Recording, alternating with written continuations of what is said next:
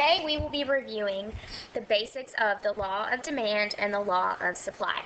As you remember, when we started this unit, we discussed that demand is the amount of goods and or services that consumers are both willing and able to buy. So, as we talked about, when we are thinking about the law of demand, we need to consider the role of ourselves as consumers in the economy. It says willing and able because you have to both want to buy the good and have the money that is needed to buy the good, making you both willing and able.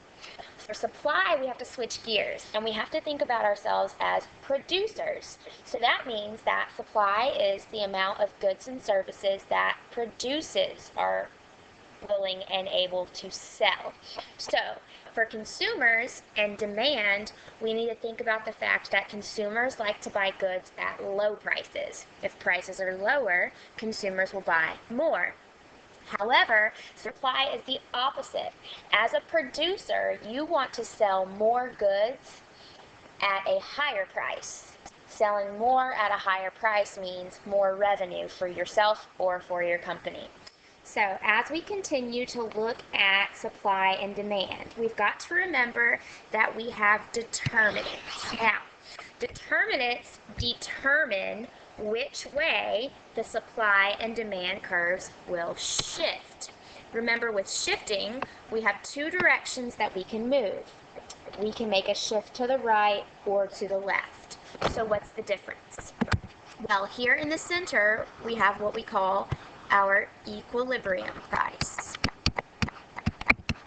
At the equilibrium, this is where buyers and sellers agree on a price. This is where prices are determined. Hence, we have determinants. So how does that work? If you shift to the right, that means that you have an increase in either supply or demand. If you shift to the left, that means you have a decrease in both supply and demand. So we need to keep that in mind as we move through each different type of determinant. Overall, you have 12 determinants. Remember, we have ripen, which is our acronym for the demand determinants. We have related goods, and related goods are substitutes or complementary goods. So either goods that replace one another or goods that go well together.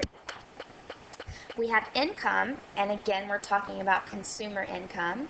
We have preferences, things that we like.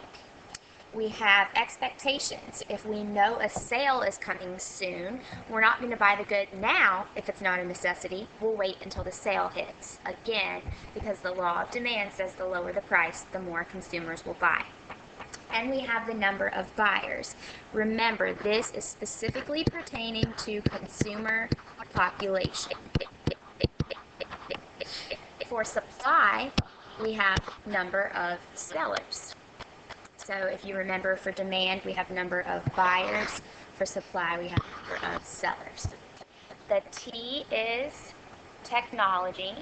Increases in technology typically increase supply. I stands for input costs, and you have three. You have CLL, capital, so tools used to make other items.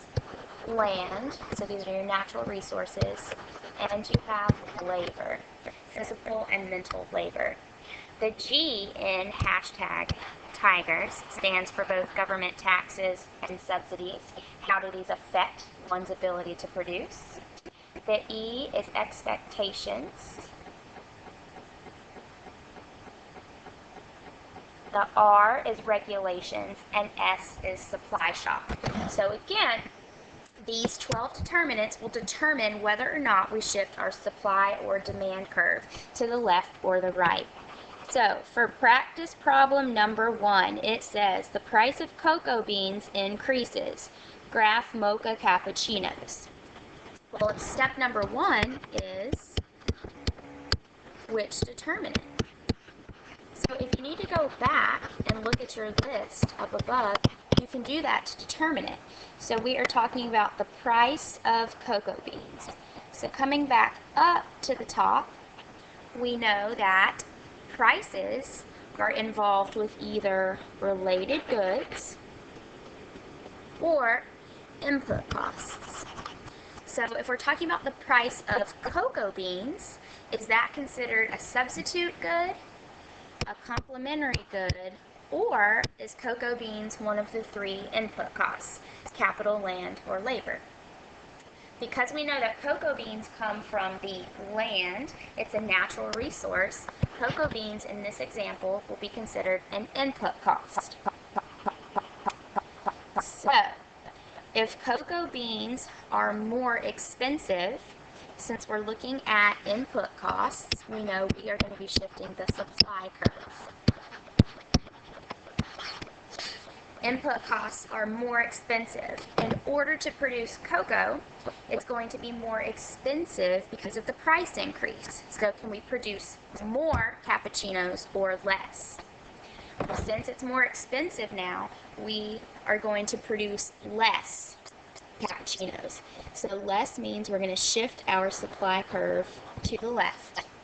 So this becomes supply curve 1, and this becomes supply curve 2. We started off here with our first equilibrium. Now we have our second equilibrium.